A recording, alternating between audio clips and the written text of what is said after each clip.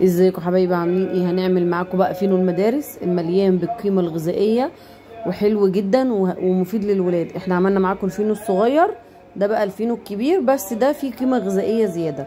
يلا بينا نسمي الله ونصلي على الرسول، بس ما تنسوش اللايك والشير وتفعلوا الجرس في قناتي. ده حياتي وده شغلي. شايفين جمال الفينو عامل ازاي وشايفين حلاوته؟ ما شاء الله ما شاء الله. احنا عملنا واحد بالجبنه كده ودقناه. يلا بينا نسمي الله ونصلي على الرسول ونبتدي معاكم. المقادير بتاعتنا: معانا ربع كوبايه من الزبده، يعني معلقتين كبار. معانا كوبايتين من الدقيق. معانا معلقتين كبار من السكر ومعلقه خميره.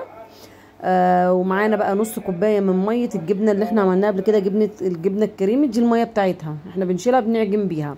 ومعانا ربع كوبايه من اللبن، ومعانا بيضايه، ومعانا بقى رشه ملح هنرشها على الدقيق دلوقتي معاكم. هنجيب بقى في العجان بتاعنا، هننزل بالميه الاول، وهننزل باللبن، وهننزل بالخميره والسكر والزبده، وهنقلبهم مع بعض. انا هقلبهم بايدي على طول.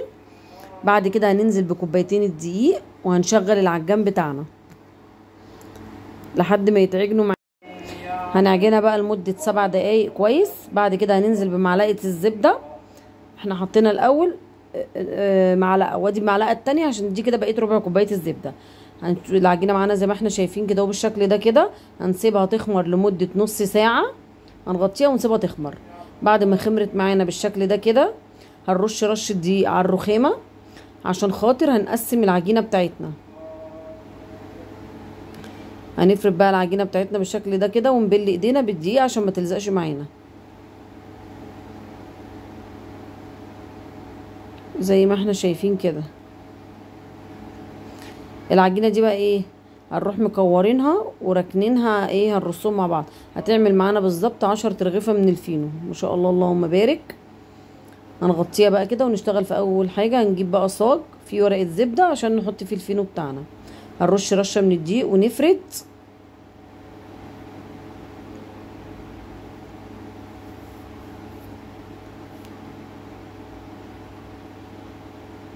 شايفين شكله تحفه.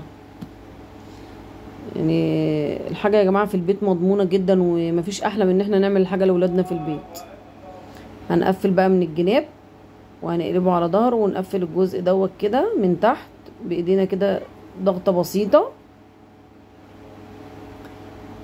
هنحطه بقى في الصاج بتاعنا، وهنفرد واحد كمان.